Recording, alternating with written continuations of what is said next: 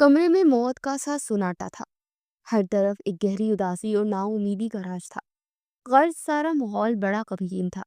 यह वही कमरा था जो कभी हंसी कहकों और जिंदगी की रौनकों से आबाद रहता था, मगर आज ये कब्रिस्तान की खामोशी को अपने अंदर समेटे हुए था।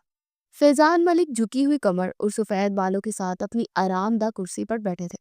उनकी आंखों में आंसू थे और उनके चेहरे पर गहरी मायूसी उनके दिल का हाल बयान कर रही थी। 1 महीना होने के बाद भी वो अपने बेटे और बहू की मौत का गम भुला ना सके थे। वो इतने मजबूत इंसान जिनकी आंख से कभी आंसू भी ना निकला था, मगर अब वो अपने बेटे की याद में हर वक्त ही नम आंखें लिए रहते थे। फैजान मलिक के बड़े बेटे जुहान मलिक और उनकी जोजा मोहतरमा भी वहीं मौजूद थी। फैजान मलिक की बीवी यानी इस घर की सबसे बड़ी मालकिन रजिया बेगम, जिन्हें सब खानम के नाम से पुकारते थे, वो भी खामोशी से बैठी थी। सब लोग इतनी खामोशी से बैठे थे जैसे किसी ने उनकी जुबानें काट दी हों। उन सबकी नजरें एक ही चेहरे पर थी, और वो थे फैजान मलिक, जो इस वक्त किसी गहरी सोच में बैठे थे। आखिरकार जुहान मलिक ने सुनाटे सुनाटे को तोड़ा। बाबा साईं, मुनाहिल का क्या होगा? उसने धीमी आवाज में पूछा। मगर फैजान मलिक ने बेटे की बात का जवाब ना दिया। वो अपनी खामोश नम आंखों लिए बैठे हुए थे। सच ही कहते हैं कि बेटे की मौत का सदमा बाप की कमर तोड़ देता है, और जब वो बाप बूढ़ा ज़ईफ हो तो ये सदमा और भी बढ़ जाता है। बेटा, मैं हरगिज़ भी अपनी पोती को उसके ननिहाल के हवाले नहीं करूंगी। बेशक उसकी माँ उसकी शादी अपने भाई के बेटे से करना चाहती थी, मगर अब वो जिंदा नहीं। मुझे तो पहले इस रिश्ते पर एतराज़ था, मगर मैं बहू के सामने खामोश हो जाती, क्योंकि हर किसी को अपनी औलाद के लिए फैसला करने का हक होता है। मगर अब मुनाहिल की जिम्मेदारी हम पर है, तो मैं ऐसी बेवकूफ़ी बिल्कुल नहीं करूंगी। शोहर को खामोश पाकर खानम ने फौरन से जवाब दिया। वो अब अपनी बड़ी बहू के मायके का जिक्र कर रही थी, क्योंकि उनकी बड़ी बहू उनके खानदान से ताल्लुक नहीं रखती थी, बल्कि उनके बेटे ने पसंद की शादी की थी। आज भी जब वो मंजर उनकी आंखों के सामने आता तो वो झिरझिरी सी लेकर रह जाती थी। ये बात करने के बाद वो फिर से माजी की तलखियों में खो गई। हबीब, तुम जिद छोड़ क्यों नहीं देते? तुम्हारी शादी तुम्हारी फूफोजाद के साथ तय है। अगर हमने इस रिश्ते से इनकार किया तो सारी खानदान में हमारी बड़ी सबकी होगी। क्या तुम्हें अपने वालिदैन की इज्जत का जरा भी ख्याल नहीं? आज फिर से हबीब मलिक ने वही जिद बांध दी थी, मगर खानम भी अपनी बात की पक्की थी। वो किसी सूरत भी बेटे को एक गैर खानदान में नहीं बहाना चाहती थी। अम्मा साई, आप मेरी बात समझती क्यों नहीं है? मैं शादी करूंगा तो सिर्फ और सिर्फ राहिला से। अगर आप मेरी मदद कर सकती हैं तो ठीक, वरना हम लोग कोर्ट मैरिज कर लेंगे। बेटे की बात सुनकर तो उनका दिल दहल गया। वो 1 मिनट के लिए दिल के मुकाम पर हाथ रखे रह गए और ढह जाने के से अंदाज में सोफे पर बैठी थी। हबीब, तुम ये कैसी बातें कर रहे हो? तुम जानते हो अभी तुम्हारा भाई छोटा है और सारी जिम्मेदारी तुम पर है। अगर तुम घर छोड़कर चले गए तो सारे मामलात कौन संभालेगा? रजिया बेगम अपने बेटे को समझाने की नाकाम कोशिश कर रही थी। वो अच्छी तरह जानती थी कि वो पिछले 2 साल से जिद कर रहा है। अम्मा साई, आप लोग भी तो मेरी बात नहीं ना समझते। मैं सिर्फ और सिर्फ रहीला से ही शादी करना चाहता हूँ, और हमेशा से ही मैं उसे ही अपनी दुल्हन के रूप में देखना चाहता। मैं किसी और गैर लड़की के बारे में सोच भी नहीं सकता। हबीब मलिक अपना सर थामे बैठे थे। वो पिछले 2 सालों से अपने माँ बाप को समझाने की कोशिश कर रहे थे, मगर वो उसकी बात ही नहीं सुनते थे। उन्होंने पहली मर्तबा रहेला को अपने कॉलेज में देखा था, और इसी वक्त अपना दिल उस पर हार बैठे थे। अब उनका दिल खुद उनके काबू में नहीं था। बेटा, कि तुम कैसी बातें कर रहे हो? सादिया तुम्हारी फूफो की बेटी है, वो कोई गैर नहीं है, बल्कि घर की देखी वाली लड़की है। खानम ने 1 मिनट में बेटे की बात का जवाब दिया, क्योंकि वो सादिया को ऐरी गहरी लड़की बोल रहा था, मगर वो तो उनकी सबसे बड़ी नंद की बेटी थी। हबीब मलिक की माँ के रवैये से सख्त मायूसी से हुई थी, और उठकर वो चले गए, और वो कोई जवाब ना उन्होंने दिया। खानम दिल ही दिल में खुश होगी, मगर शायद उनका बेटा उनकी बात का मान रख लेगा। मगर वो ये नहीं जानती थी कि कुछ ही दिनों में वो इनके सर पर पहाड़ तोड़ने वाला है। हम उस 2 टके की लड़की को कभी भी अपनी बहू की सूरत में कबूल नहीं करेंगे। मैं तुम्हें हुक्म देता हूँ कि तुम अभी और इसी वक्त उसे इस रिश्ते की कैद से आज़ाद करो। जैसे ही हबीब मलिक राहिला के साथ निकाह करके उसे हवेली लाए थे, तो हवेली में क़यामत बर्पा हो गई थी। फैजान मलिक ने तो फौरन से बेटे को तलाक का हुक्म दे दिया, मगर वो ये नहीं समझते थे کہ ان دونوں کے درمیان صرف نکاح کا نہیں، محبت کا بھی رشتہ قائم تھا، اور اس رشتے کی بنیاد پر ہی یہ نکاح ہوا تھا۔ بابا سائی، آپ یہ کیسی باتیں کر رہے ہیں؟ میں کسی بھی صورت رحیلہ کو نہیں چھوڑوں گا۔ اگر آپ کو اعتراض ہے تو میں یہ حویلی چھوڑ کر چلا جاؤں گا۔ میں سب کچھ چھوڑ سکتا ہوں مگر رحیلہ کو نہیں چھوڑ سکتا۔ باپ کی بات سن کر اگلے لمحے حبیب ملک نے اپنا فیصلہ سنا دیا۔ فیضان ملک تو بیٹے کا فیصلہ سن کر سر تھامے رہ گئے تھے۔ انہیں یقین ہی نہیں آ رہا تھا کہ ان کا بیٹا ان کی اتنی نافرمانی بھی کر سکتا ہے، کیونکہ آج تک اس نے صرف ان کے ہر فیصلے کے سامنے سر جھکایا تھا۔ حبیب، اگر تم نے اس لڑکی کو ابھی اور اسی وقت واپس چھوڑ کر نہ آئے تو تم میرا مرا ہوا منہ دیکھو گے۔ اب خانم بھی پیچھے نہ رہی اور شوہر کے ساتھ مل کر بیٹے کو دھمکانے لگی۔ ماں کی بات سن کر تو حبیب ملک کو ایک دھچکا لگا۔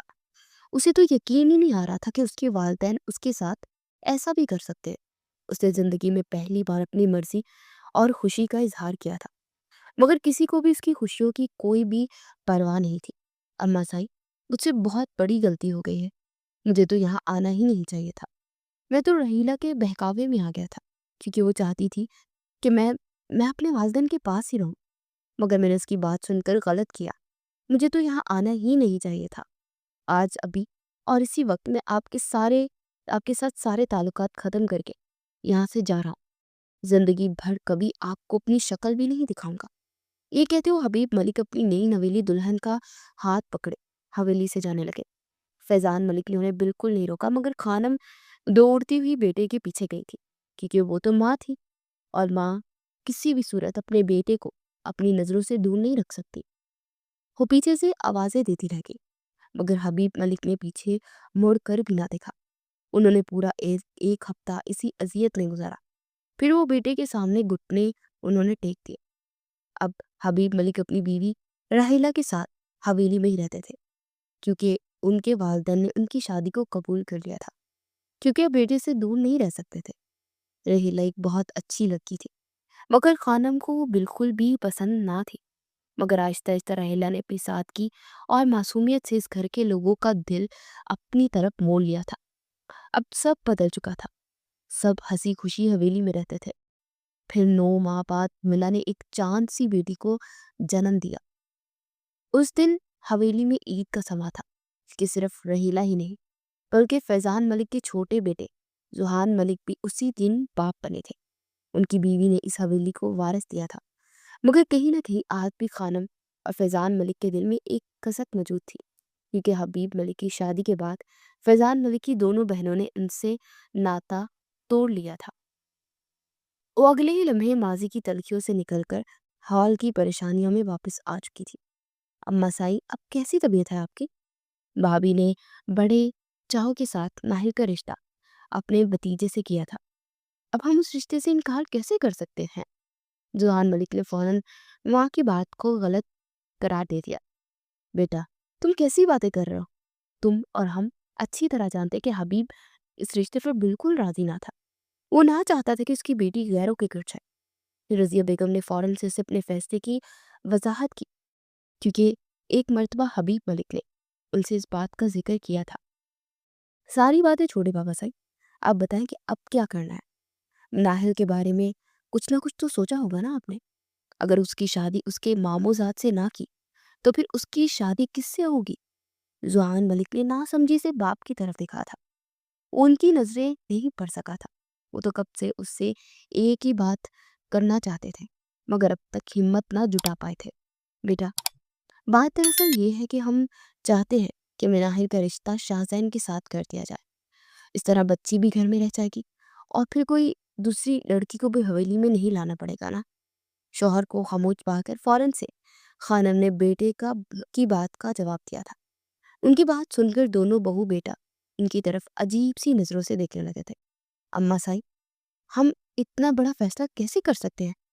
شاہجہان کو تو آپ جانتی ہیں، وہ کسی کی نہیں سنتا۔ اگر اس نے اس رشتے سے انکار کر دیا تو ہم کچھ نہیں کر سکیں گے، بے شک ہم اس رشتے سے انکار کیوں نہ کرتے۔ ناہل میری بھتیجی ہے، میرا خون ہے، مجھے خوشی ہوگی کہ اگر وہ بہو بن کر اسی گھر میں رہے۔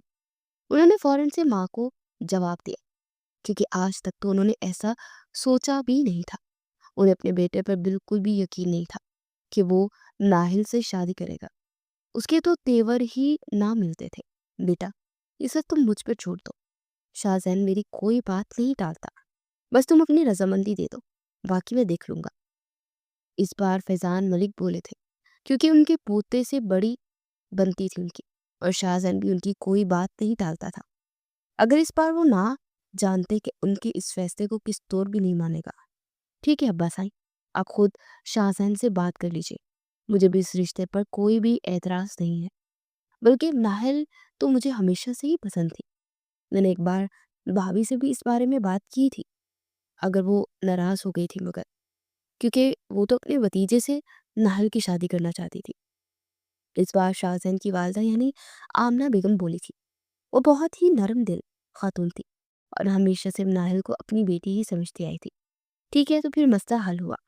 अब तो लोगों ने रजामंदी दे दी है ना, आगे की जिम्मेदारी मेरी। फैजान मलिक ने मुस्कुराते हुए जवाब दिया था। वो दोनों अब उठकर जाने लगे, क्योंकि अब रात काफी हो चुकी थी।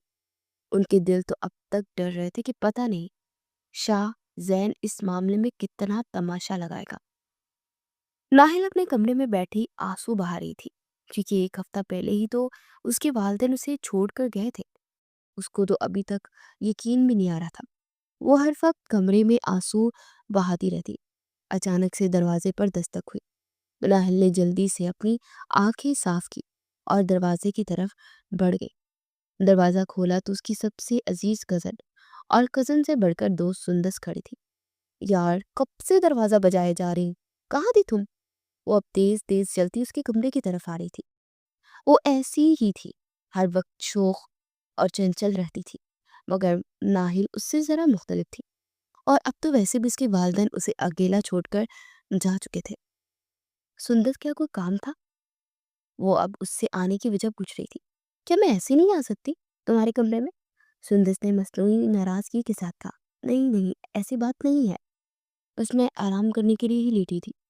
तुम सुनाओ, क्या हाल है? उसे अब खुद पर ही गुस्सा आ रहा था कि आखिर उसने ऐसी बात क्यों की।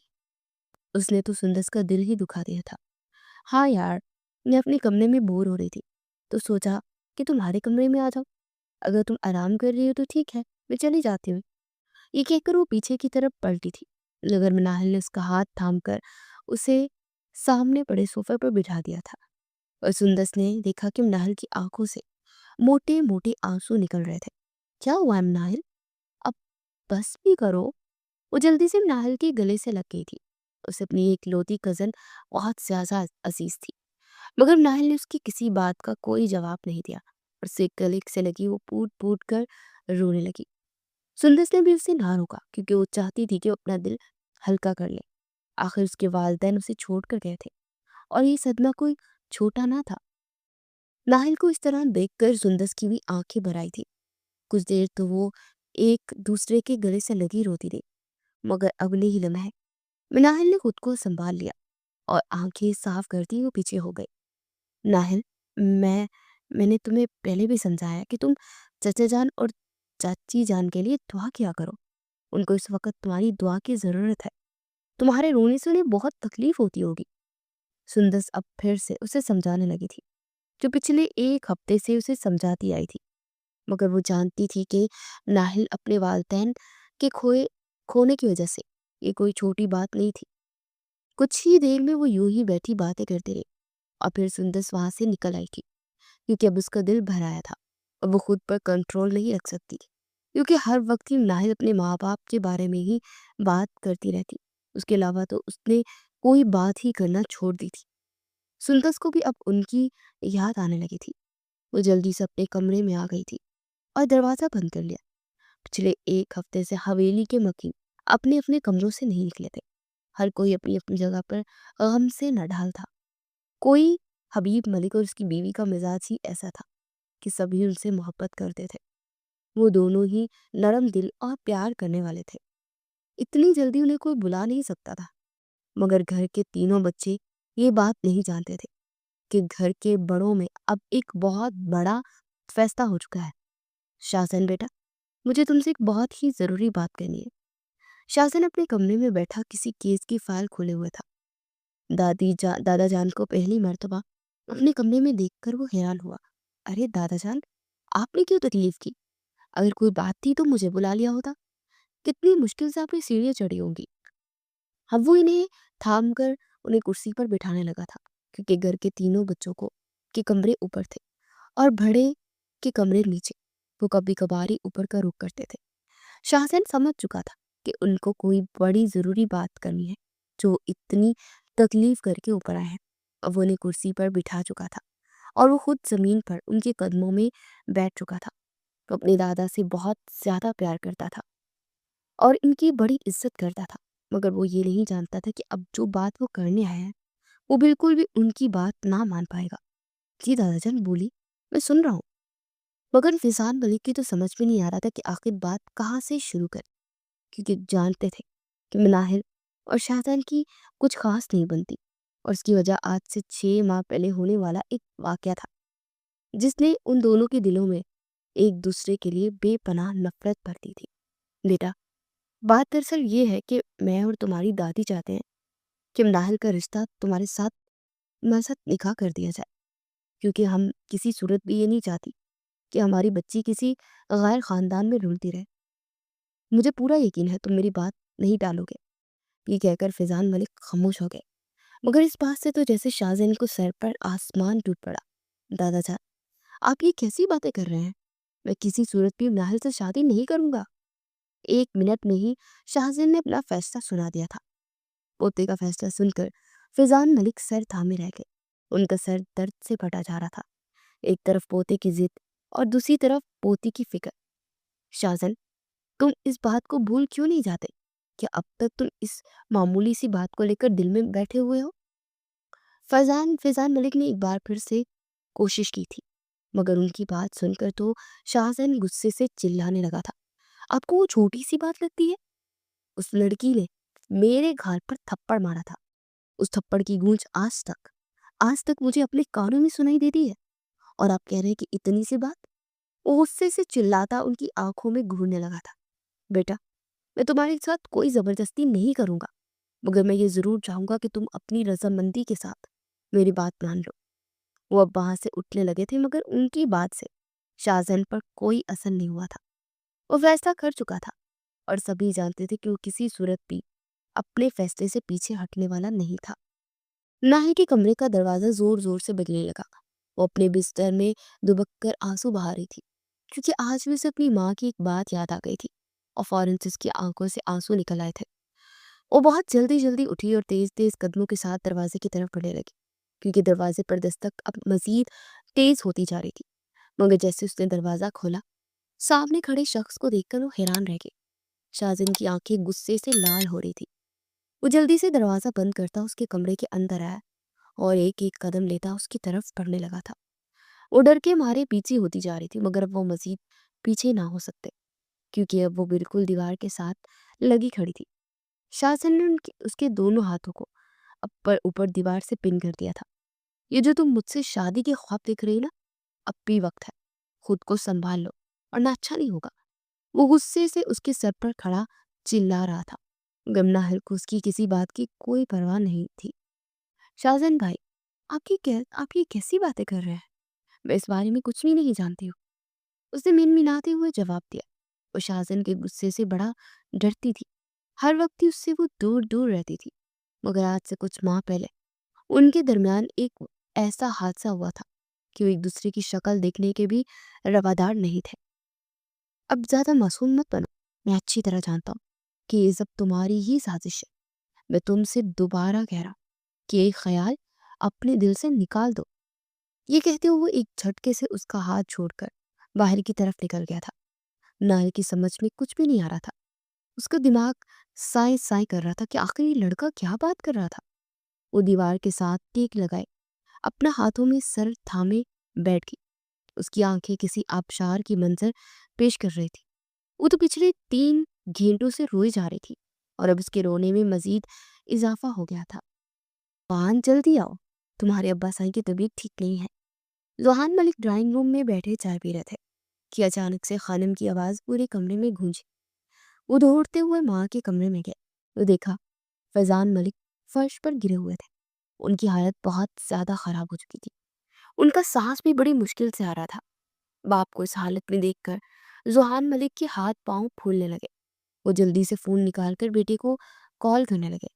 اگلے 1 منٹ کے اندر ہی شاہزین دادا جان کے کمرے میں موجود تھا، کیونکہ وہ تو گھر پر ہی تھا، مگر زوہان ملک اس بات سے ناآشنا تھے۔ اب وہ دونوں باپ بیٹا مل کر فیضان ملک کو سہارا دے کر باہر کی طرف لے جا رہے تھے۔ باہر گاڑی بالکل تیار کھڑی تھی۔ وہ 10 منٹ کے اندر اندر شہر کے سب سے بڑے ہسپتال پہنچ گئے تھے۔ فیضان ملک کو دل کا دورہ آیا تھا اور ڈاکٹر نے بتایا تھا کہ انہوں نے کوئی بہت بڑی ٹینشن سر پہ سوار کر لی ہے، جس کی وجہ سے ان کی یہ حالت ہوئی ہے۔ اور سب بھی واضح طور پر جانتے تھے کہ یہ ٹینشن کوئی اور نہیں بلکہ شاہزین اور ناہل کے رشتے کی ہی ہے۔ کچھ دن تو فیضان ملک کو ہاسپٹل میں ہی رکھا گیا، مگر 3 دن کے بعد انہیں ہاسپٹل سے ڈسچارج کر دیا گیا۔ مگر جیسے وہ گھر پہنچے تو فوراً سے ہی پوتے کے سامنے وہی مدعا رکھ دیا۔ اس بار شاہزین ان کی بیماری کی وجہ سے کچھ کہہ نہ پایا، ان سے کچھ وقت اس سے مانگ لیا۔ اس کا مطلب یہ تھا کہ وہ سوچنا چاہتا ہے، بلکہ وہ تو چاہتا تھا کہ ان کی طبیعت کچھ سنبھل جائے تو پھر وہ انکار کر دے۔ پوتے کا جواب سن کر وہ بھی کچھ مطمئن ہو گئے تھے۔ وہ سمجھ رہے تھے کہ اب وہ مناہل کے رشتے کے لیے ہاں کر دے گا، مگر یہ ان کی بہت بڑی بھول تھی۔ شاہزین اپنے کمرے میں بیٹھا دونوں ہاتھوں سے سر کے بال نوچ رہا تھا۔ اس کا غصہ آسمان کی بلندیوں کو چھو رہا تھا۔ اس کا سر درد سے پھٹا جا رہا تھا۔ اس کی سمجھ میں کچھ بھی نہیں آ رہا تھا کہ آخر وہ کیا کرے۔ وہ مناہل سے بالکل بھی شادی نہیں کرنا چاہتا تھا، بلکہ مناہل اسے بچپن سے ہی پسند تھی، مگر اس واقعے نے ان دونوں کے درمیان صدیوں جتنی دوریاں ڈال دی تھی۔ وہ اب اس سے شادی کے بارے میں سوچ بھی نہیں سکتا تھا، مگر یہ سوچ سوچ کر اس کا دماغ پھٹا جا رہا تھا کہ آخر وہ دادا جان کو کیا جواب دے، کیونکہ پہلے بھی اس کے جواب کی وجہ سے ان کی طبیعت کافی خراب ہو چکی تھی۔ وہ اپنے دادا سے بڑا پیار کرتا تھا، ان کو کھونا نہیں چاہتا تھا، مگر وہ ناہل سے شادی بھی نہیں کرنا چاہتا تھا۔ آج زندگی میں پہلی bar D S P Shahzain نے خود کو اتنا بے بس محسوس کیا تھا، جس کی ایک آواز پر مجرم تھر تھر کانپنے لگتے تھے۔ وہ آج خود اپنے دادا کو کھو جانے کے خوف سے کانپ اٹھا تھا۔ رات کا نہ جانے کون سا پہر تھا۔ ناہل کو بہت زیادہ پیاس محسوس ہوئی۔ اس نے اٹھ کر اپنی سائڈ ٹیبل پر کھڑے جگ کو اٹھایا اور پانی گلاس میں ڈھیرنے لگی، مگر اندھیرے میں وہ یہ نہ دیکھ پائی کہ جگ تو بالکل ہی خالی تھا۔ اسے بہت غصہ آیا۔ اس نے سوتے وقت جھگ بھر کے رکھا تھا، مگر اب اسے بہت زیادہ پیاس محسوس ہو رہی تھی اور اسے مجبوراً نیچے آنا ہی پڑا۔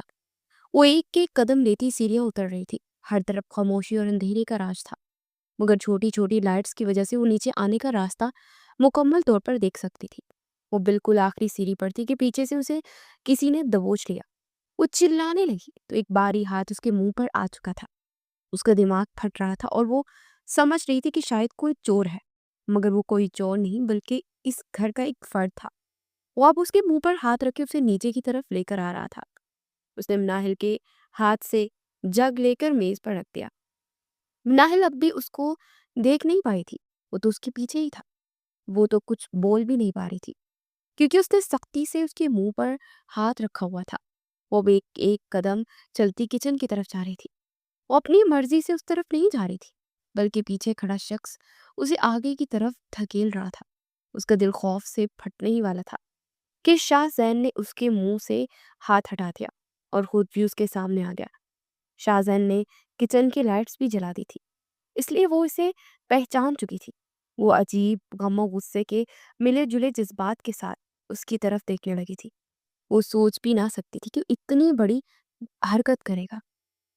آج سے پہلے تو اس نے اس سے ایک چھوٹی سی جسارت بھی نہیں کی تھی، جس کی اسے سزا بھی وہ دے چکی تھی، مگر آج تو وہ حد سے بڑھ کر رہا تھا۔ تمہاری ہمت کیسی ہوئی مجھے ہاتھ لگانے کی؟ وہ غصے سے چلاتی اس کے اوپر جھپٹی تھی، مگر شاہزین نے پھر سے اس کے منہ پر ہاتھ رکھ کے اس کی بولتی بند کر دی تھی۔ اگر میں اتنا ہی برا ہوں تو پھر کیوں کر رہی ہوں مجھ سے شادی؟ اور اب وہ پھر سے اس سے شادی کا ذکر کر رہا تھا، مگر وہ تو بیچاری اس میں کچھ بھی نہیں جانتی ہی نہ تھی۔ وہ سوالیہ نظروں کے ساتھ اسے گھورنے لگی تھی، مگر بول کچھ نہ پائی، کیونکہ اب تک اس کے منہ پر شاہزین کا ہاتھ تھا۔ اس نے پورا زور لگا کر اس کا ہاتھ اپنے منہ سے ہٹایا تھا۔ یا آپ ہر وقت شادی کی بات کیوں کرتے رہتے ہیں؟ میں نے کب آپ سے شادی کرنے کا کہا ہے؟ ناہل تو غصے سے پھٹ پڑی تھی، کیونکہ وہ بیچاری تو اس بارے میں کچھ جانتی ہی نہیں تھی۔ وہاں بھائی، سب کچھ جانتے ہوئے بھی انجان بن رہی ہو؟ مگر یہ سن لو کہ میں تم سے کسی صورت بھی شادی نہیں کروں گا۔ وہ بھی غصے سے چلانے لگا تھا، ارے تم کیا شادی نہ کرو گے؟ میں خود ہی تم سے شادی سے انکار کر دوں گی، ناہل نے فوراً سے جواب دیا تھا۔ اس کا جواب سن کر تو شاہزہن کے چاروں طرف روشن ہو گئے تھے۔ اسے بہت زیادہ غصہ آ رہا تھا کہ آخر یہ لڑکی خود کو سمجھتی کیا ہے۔ ناہل کے جواب نے اب اس کے ذہن کی دوسری طرف اس کو موڑ دیا تھا۔ اس نے اور کوئی بات نہ کی اور غصے سے تیز تیز قدم لیتا وہاں سے چلا گیا۔ ناہل کی آنکھوں سے آنسو نکل آئے۔ وہ سوچنے لگی کہ آخر اس کا کیا قصور ہے کہ یہ شخص ہر وقت اسے بے عزت کر کے چلا جاتا ہے۔ مگر اس نے پکا عہد کر لیا تھا کہ جب کبھی بھی ان دونوں کی شادی کا ذکر آیا تو وہ بالکل ہی انکار کر دے گی۔ اس نے پانی بھی نہ پیا اور خاموشی سے اپنے کمرے میں آ گئی۔ کمرے میں آتے ساتھ اس نے دروازہ بند کر دیا کہ کہیں وہ دوبارہ ہی نہ آ جائے، اور آ کر بستر پر دراز ہو گئی۔ اب اس کی آنکھیں خشک ہو چکی تھی اور آنسوں کی جگہ اب غصے نے لے لی تھی۔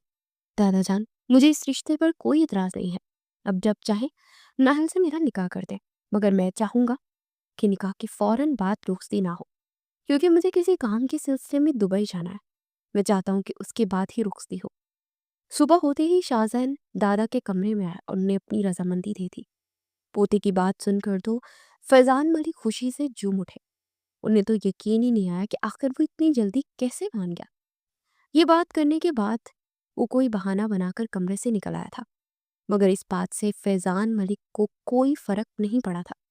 وہ تو خوشی سے نہال ہوئے بیٹھے تھے اور اب انہیں رضیہ بیگم کے کمرے میں آنے کا انتظار تھا۔ وہ دادا کے کمرے سے نکل کر سیدھا اپنے کمرے میں آیا اور دروازہ بند کر لیا۔ ناہل بیوی، اب دیکھو کہ میں تمہارے ساتھ کرتا کیا۔ ایک تھپڑ کا بدلہ میں تم سے ایسے لوں گا کہ تم ساری زندگی نہیں بھلا سکو گی۔ وہ اس وقت کو کوسو گی جب تم نے مجھ پر ہاتھ اٹھایا تھا۔ وہ غصے میں خود کلامی کر رہا تھا۔ اس نے صرف اور صرف اس لیے شادی پر حامی بھری تھی کہ وہ ناہل کو ذلیل کر کے رکھ دے گا۔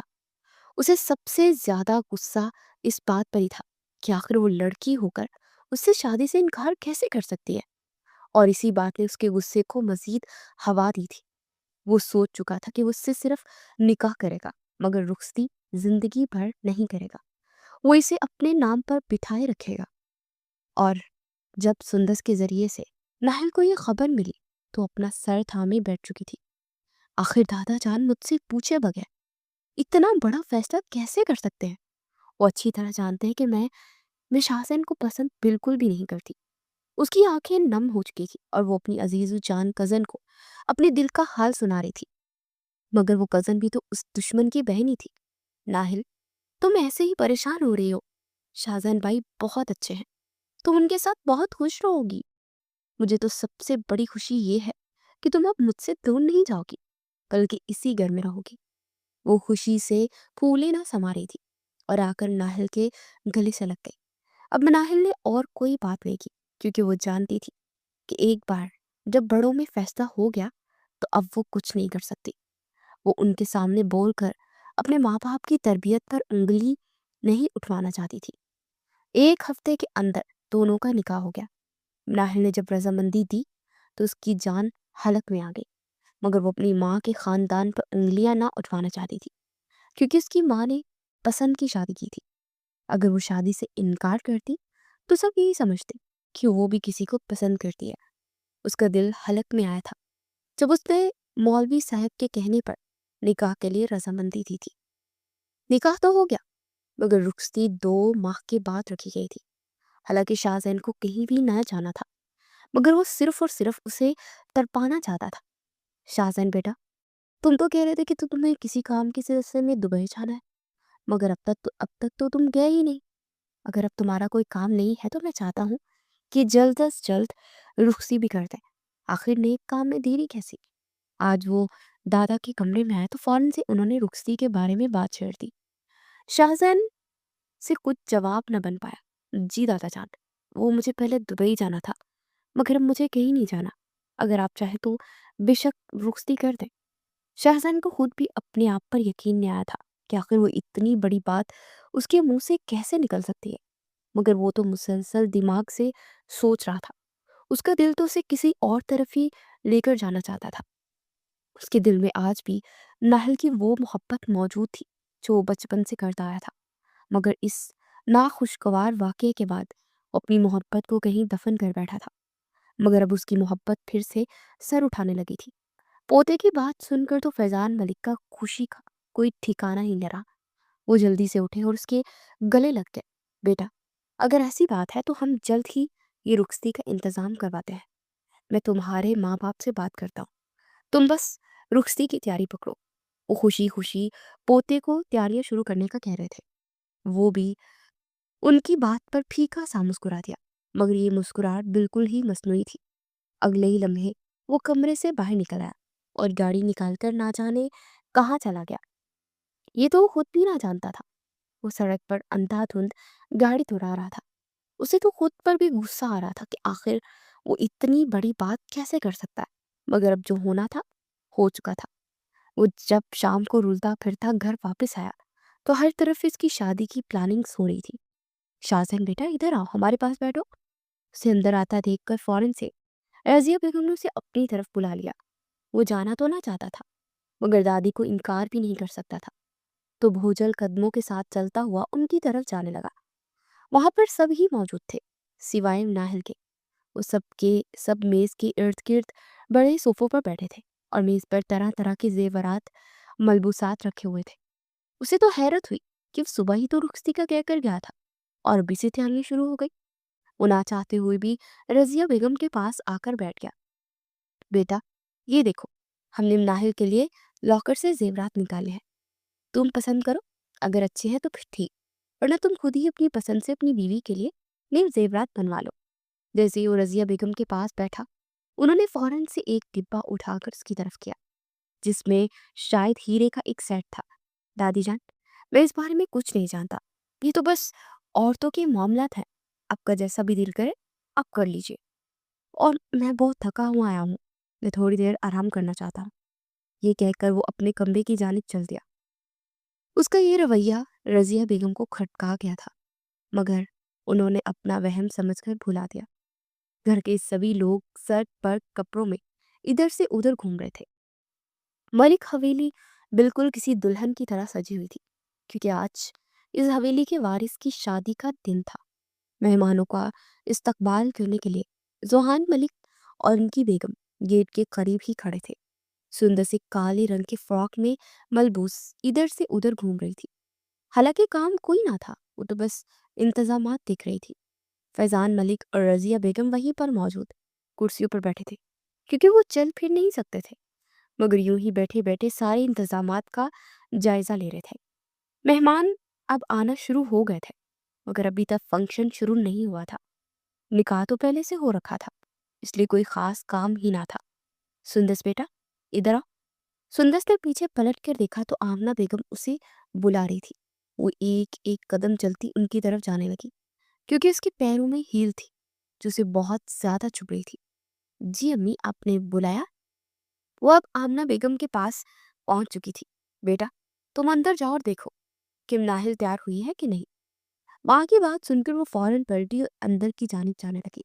جب وہ مناہل کے کمرے میں آئی تو اسے دیکھ کر مبہوت رہ گئی۔ مناہل جو پہلے کسی شہزادی سے کم نہ لگتی تھی، آج تو سرخ لہنگے میں غضب ڈھا رہی تھی۔ اس نے آتے ساتھ ہی اپنی گزن کی نظر اتاری۔ ماشاءاللہ ناہل، تم بہت خوبصورت لگ رہی ہو، جب بھائی دیکھیں گے تو تم پر لٹو ہو جائیں گے۔ وہ مسکراتے اس کے کان میں سرگوشی کرنے لگی، کیونکہ ابھی پولر والی وہیں پر موجود تھی۔ سندس کی بات سن کر ایک سیکنڈ کے لیے ناہل کے چہرے پر مسکراہٹ چھا گئی، اور مسکراتے ہوئے تو وہ اور بھی قیامت ڈھانے لگی تھی، مگر اگلی لمحے اس نے اپنی مسکراہٹ سمیٹ لی۔ اس کا دل پھٹا جا رہا تھا۔ وہ اس شخص کے پاس جانے والی تھی جس سے وہ بہت زیادہ ڈرتی تھی۔ وقت گزرتا گیا، اب رات ہو چکی تھی اور سارے مہمان اپنے اپنے گھروں کو لوٹ چکے تھے۔ سندس اب ناہل کو لے کر اسے شاہزان کے کمرے میں چھوڑنے کے لیے جا رہی تھی۔ ناہل کو کہیں دور نہ جانا تھا، بلکہ اپنے کمرے کے ساتھ والے کمرے میں ہی جانا تھا، اور اس کا دل بری طرح سے ہی دھک دھک کر رہا تھا۔ کچھ دیر کے بعد वो उसे बेड पर बिठाकर वापस आ चुकी थी। नाहिल बेड के बिल्कुल दरमियान में अपना लहंगा फैलाए उसका इंतजार कर रही थी। मगर जब वो आया तो उसका चेहरा गुस्से से लाल हो रहा था। आते ही साथ ही उसने जोर से दरवाजा बंद किया और उसके पास आने लगा। आज शौक पूरा हो गया ना मेरी बीवी बनने का, मगर याद रखना कि मैंने तुमसे शादी तो कर ली है, मगर कभी भी तुम्हें बीवी का दर्जा नहीं दूंगा। वो एक एक कदम लेता उसकी तरफ बढ़ने लगा था।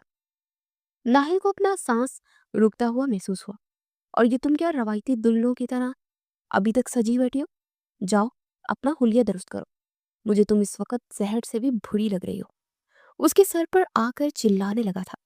उसका गुस्सा देखकर तो वो थर थर कांपने लगी थी और उसकी आंखों से आंसू बहने लगे थे, मगर वो जुबान से कुछ नहीं बोली थी। शाहजैन की समझ में नहीं आ रहा था कि वो क्या कह रहा है और वो क्या कर रहा है। एक तरफ उसका दिमाग उसे बार बार भड़का रहा था, उसे इस वाक़ये की याद दिला रहा था, मगर दूसरी तरफ वो अपना दिल उस मॉम की गुड़िया पर हार चुका था। मगर उस वक्त उसका गुस्सा उसके दिमाग पर सवार था, इसलिए वो दिल की बात भी ना सुन सका और वो गुस्से से चिल्लाते हुए सोफे पर बैठ गया।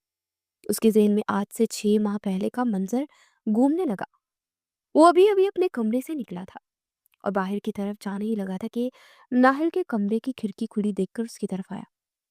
वो इर्द गिर्द से अनजान दुपट्टे के बगैर अपने कमरे में इधर से उधर घूम रही थी। वो तो इसे पहले से ही चाहता था, मगर आज उसे इस तरह देखकर वो अपना काबू खो बैठा था। उसने खुद को बहुत रोका, मगर फिर भी वो कितनी देर खड़ा यूं ही देखता रहा और फिर कमरे के अंदर चला गया। नाहिल उसे यूं अचानक देखकर घबरा गई। उसे जल्दी से बेड से दुपट्टा उठाकर उसे कंधे पर फैलाया और आते साथ ही उसके मुंह पर एक जोरदार थप्पड़ रसीद कर दिया। तुम्हारी हिम्मत कैसे हुई यूं अचानक मेरे कमरे में आने की?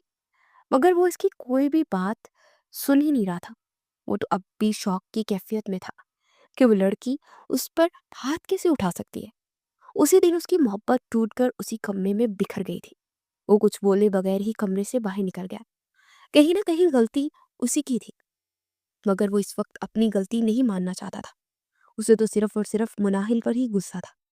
अभी तक वो सोफे से टेक लगाए आंखें मूंदे हुए बैठा था। उसने आंखें खोलकर देखा तो वो अब भी वहीं बैठी आंसू बहा रही थी। तुम्हें मेरी बात समझ नहीं आई ना? मैंने कहा है दफा हो जाओ यहाँ से और अपना हुलिया ठीक करो। वो एक मरतबा फिर उस पर चिल्लाया था। उसकी इतनी तेज आवाज सुनकर वो झरझरी लेकर रह गई थी और फिर बेड से नीचे उतरने लगी। उसकी आंखों से आंसू बहकर उसके रुखसार को भिगो रहे थे। वो एक एक कदम लेती बाथरूम की जानिब जाने लगी। थोड़ी ही देर में वो चेंज करके बाहर आई तो देखा वो बेड पर सो चुका है। उसे यूं बिल्कुल बेड के दरमियान में सोता देख उसे बहुत गुस्सा आया था। खैर ये शख्स चाहता क्या है? कैसे इसकी बिल्कुल भी परवाह नहीं है।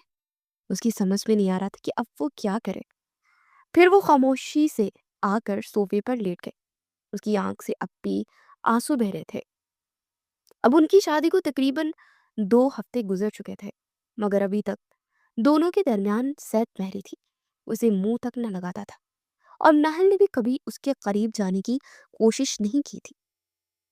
चाची जान, मुझे शॉपिंग के लिए जाना है, क्या मैं आप मेरे साथ चल सकती हैं? सुबह ही सुबह नाहल चाची जान के कमरे में आई थी और उनसे शॉपिंग पर जाने के लिए कहने लगी।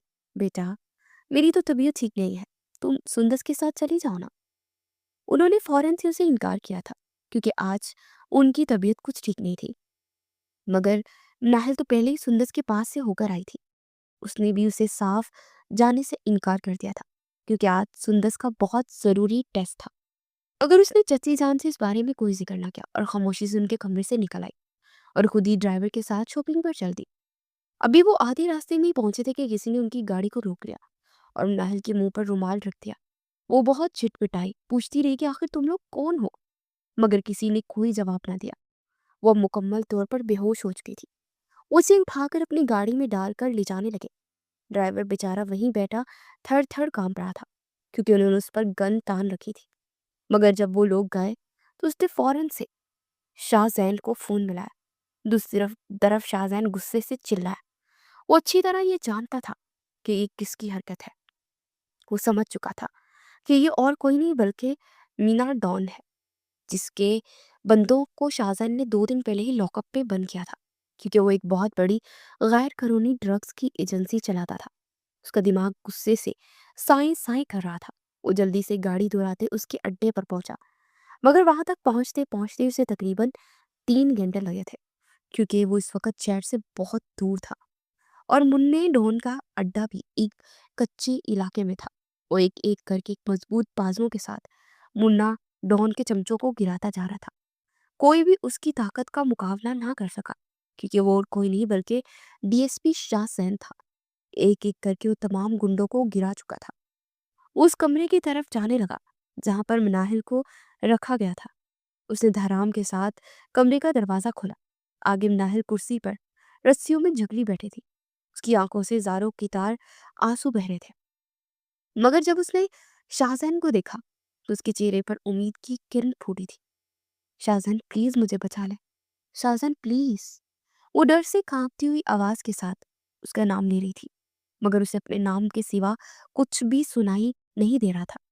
وہ تو اس کی زبان سے اپنا نام سننے کے لیے آج تک ترس رہا تھا۔ وہ بس اس کی آنکھوں میں ہی گھورے جا رہا تھا۔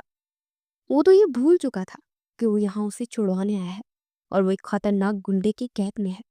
اس کا دل تو کہیں اور پہنچ چکا تھا۔ آج وہ کئی سال پہلے مناہل لگی تھی۔ شاہزید پلیز مجھے بچا لے اور نہیں لوگ مجھے مار ڈالیں گے۔ وہ آنسو بہاتے ہوئے امید کے ساتھ شاہزین کی طرف دیکھ رہی تھی۔ وہ تو کسی اور ہی دنیا میں کھو چکا تھا، مگر اس کے رونے کی آواز پر اگلے ہی لمحے اپنے ہوش و حواس سے قابو پا چکا تھا۔ وہ جلدی جلدی اسے ہاتھ چلاتے اس کی رسیاں کھول رہا تھا۔ شاہزین، محل نے زور سے اسے آواز دی، مگر اس سے پہلے کس کی بات سمجھتا اس نے اپنے سر پر ایک بھاری بھرکم چیز کا وار محسوس کیا اور وہ وہیں زمین پر ڈھیر ہو گیا اور اب مناہل کو کھول چکا تھا، مگر وہ خود بے ہوش تھا۔ وہ شخص ایک ایک قدم لیتا ناہل کی طرف بڑھنے لگا تھا۔ ناہل کو اپنی سانسیں رکتی ہوئی محسوس ہوئی۔ اس نے جلدی سے پاس پڑا پتھر اٹھا کر دور سے اس شخص کے سر پر دے مارا تو وہ بھی وہیں بے ہوش ہو گیا۔ ناہل جلدی جلدی شاہزین کے قریب آئی اور اس کی جیب سے موبائل نکال کر چچا جان کو کال ملانے لگی۔ کچھ دیر کے بعد اندر وہاں پر پولیس اور چچا جان آ چکے تھے اور شاہزین کو ہسپتال پہنچا دیا گیا تھا۔ ناہل کا تو رو رو رو کر برا حال تھا کہ شاہزین اس کی وجہ سے اس حالت میں پہنچا، مگر اب وہ خطرے سے باہر تھا اور اس نے ہوش میں آتے ہی ساتھ فوراً سے مناہل کو بلوایا تھا۔ مناہل دوڑتی اس کے کمرے میں گئی۔ وہ مسکراتا اس کی طرف دیکھ رہا تھا۔ اسے یوں زندہ سلامت دیکھ کر مناہل کی آنکھوں سے آنسو نکل آئے، مگر وہ آنسو دکھ کے نہیں بلکہ خوشی کے تھے، اور وہ اس کے قریب گئی اور اس کا ہاتھ اپنے ہاتھ میں لے لیا۔ آج ان دونوں کی محبت نے نفرت کے سارے بند توڑ دیے تھے۔ انہوں نے آنکھوں ہی آنکھوں میں ایک دوسرے سے محبت کا اظہار کر دیا۔ ایک چھوٹی سی غلط فہمی کی نظر ہونے والی محبت کی داستان آج مکمل ہو چکی تھی۔